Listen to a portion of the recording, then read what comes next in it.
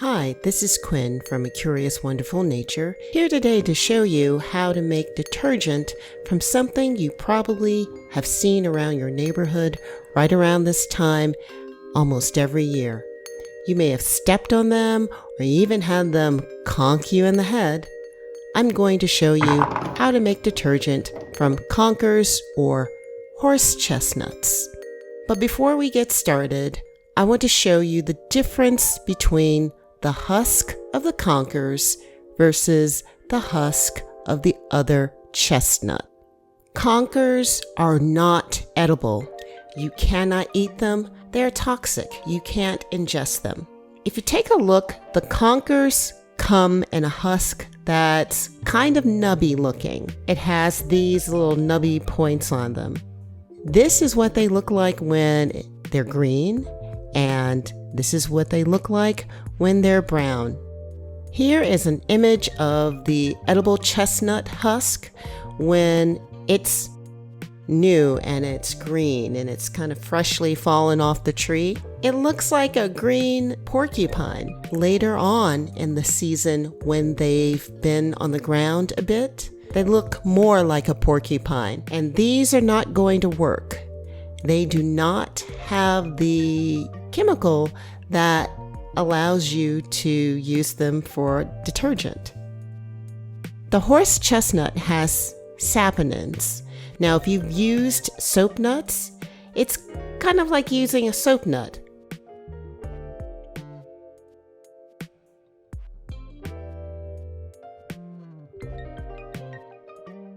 But we have access to our own natural product that can produce a detergent.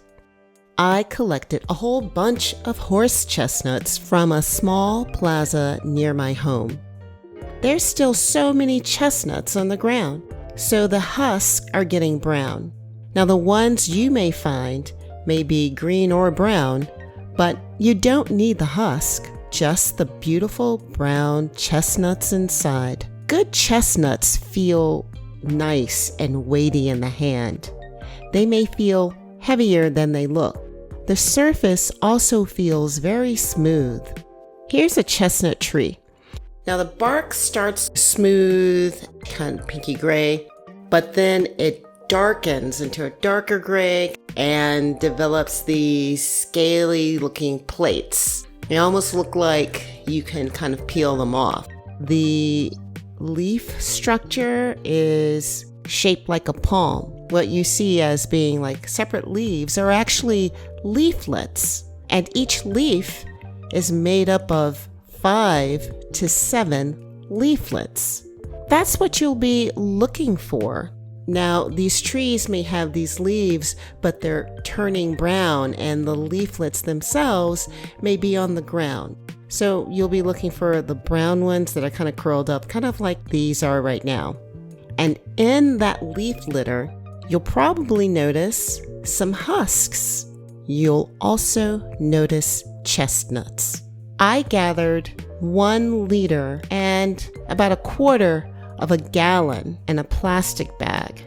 The trees put out so many chestnuts, and once you find a couple of trees, it won't be long before you collect a lot of these. This is a great activity to do with children if you have children around, or you can do it with your nature buddy.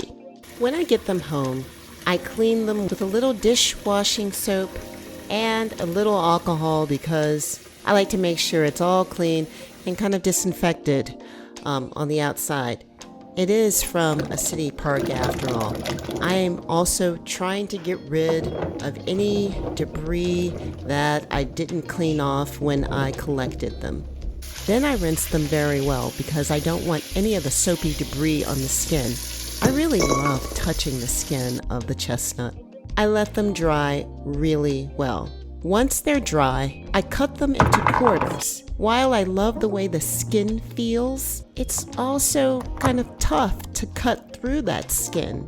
So don't be surprised when you're trying to cut through your chestnuts. You can, but be cautious. Also, notice that I am cutting on the kind of shiny skin side as opposed to the part of the rougher side, I found that actually cutting through that skin part is easier to cut through. I might come across some bad ones. You'll see them on the screen right now. These are not the best ones. I cut enough of them into quarters, and I put half of them into a mason jar and then put the other half to the side.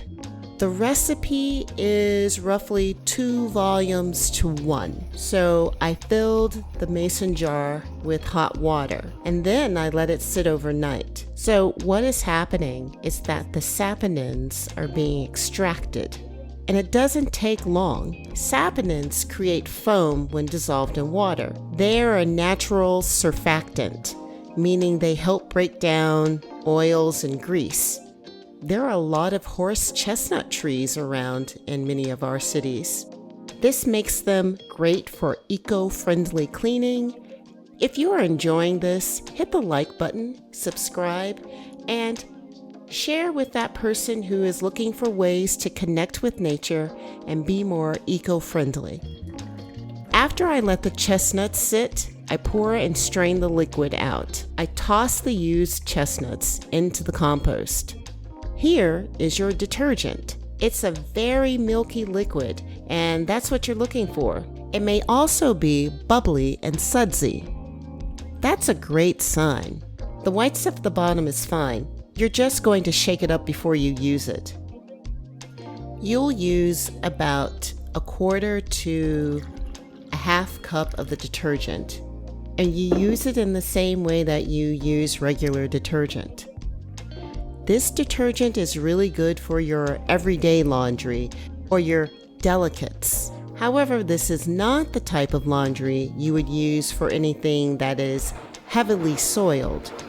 You can store this liquid in the refrigerator for a week. I kind of pushed it to about 10 days.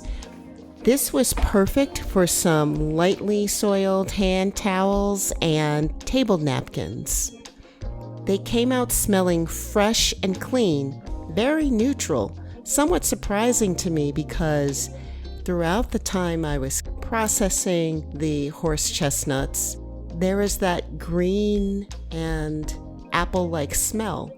However, what I did notice is when the laundry was going, I could smell that appley green scent. So it makes for a nice laundry day experience. Just in case you want a form of this for longer storage and you don't want to make a batch and have it go bad, here's my suggestion. I had a 1/2 jar worth of quartered chestnuts left. So I put these in a food processor and I pulsed them until they were roughly ground. I then put them in the oven at low heat for a while, around 100 degrees Fahrenheit for 90 minutes or so. Check to make sure that they don't burn. Once you take them out, let it cool and put it into a jar. This is also a 1-to-2 ratio where you're using 1 part chestnuts to 2 parts water. It only takes about 30 minutes to an hour for the saponins to leach into the water. It's really fast. You can store the ground dried chestnuts for up to 6 months. Isn't it amazing what you have in your neighborhood? I hope you enjoyed this video. Please like, share, subscribe, and comment below. Let me know if you've tried this before or if you're going to try it.